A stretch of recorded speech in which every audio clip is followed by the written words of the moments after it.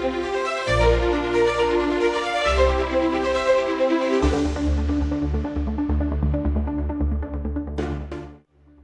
দর্শক, ১৯ বছর আগে এই বিশাল প্যারেড ময়দানে মুখরিত হয়েছিল এক কালজয়ী বক্তৃতা আল্লামা দেলোয়ার হোসেন সাঈদী এর কণ্ঠে। আজ সেই একই ময়দানে প্রতিধ্বনিত হচ্ছে আরেকটি গুরুত্বপূর্ণ ভাষণ, আন্তর্জাতিক খ্যাতিসম্পন্ন মুফাসসিরে কোরআন ডক্টর মিজানুর রহমান আজহারীর কণ্ঠে। সময় বদলেছে, কিন্তু সত্য চিরন্তন। আজহারী তার বক্তব্যে সেই চিরসত্য উচ্চারণ করেছেন। আল্লামা সাঈদী ছিলেন তাওহীদের এক অকুতোভয় সৈনিক, যিনি শিরক ও বিদআতের বিরুদ্ধে লড়াই করেছেন আমৃত্যু। ইসলামের বিজয় ছিল তার স্বপ্ন, আর অন্যায় ও বিচারের বিরুদ্ধে তিনি ছিলেন আপোষহীন।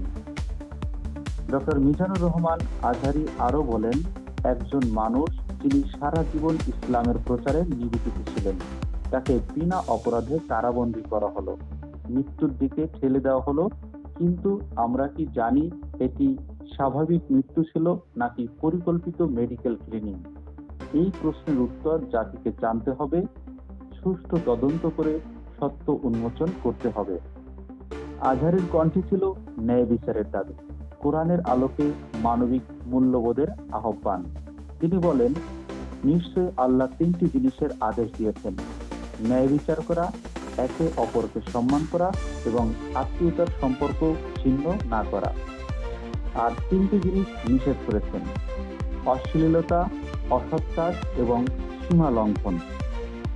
বিডিআর বিদ্রোহের প্রসঙ্গে যখন আজহারী কথা বলেন, তখন পুরো মাহফিল নিস্তব্ধ হয়ে যায়।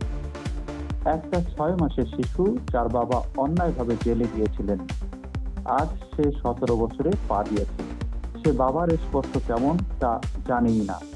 কত মায়ের বুক খালি হয়েছে, কত স্বজন চোখে জল ফেলেছে। এই কষ্ট কে বুঝবে? কতদিন চলবে এই অবিচার? এখানেই থামেননি আজহারী। সরকারের দুর্নীতি প্রসঙ্গে যখন তিনি বলেন, তখন পুরো ময়দান গর্জে উঠেছিল।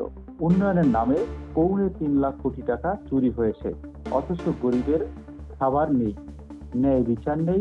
ইসলামী শরিয়া মোতাবেক এর শাস্তি কি? চোরের হাত কি কেটে ফেলা উচিত? এই প্রতিবেদন এখানেই শেষ করছি।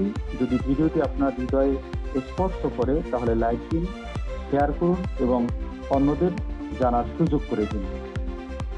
আর আপনি যদি চান এমন গুরুত্বপূর্ণ আপডেট পেতে, তাহলে চ্যানেলটি সাবস্ক্রাইব করুন এবং নোটিফিকেশন অন করুন। আমাদের সঙ্গে থাকার জন্য ধন্যবাদ। দেখা হবে পরবর্তী আপডেটে। সবাই ভালো থাকুন, সুস্থ থাকুন।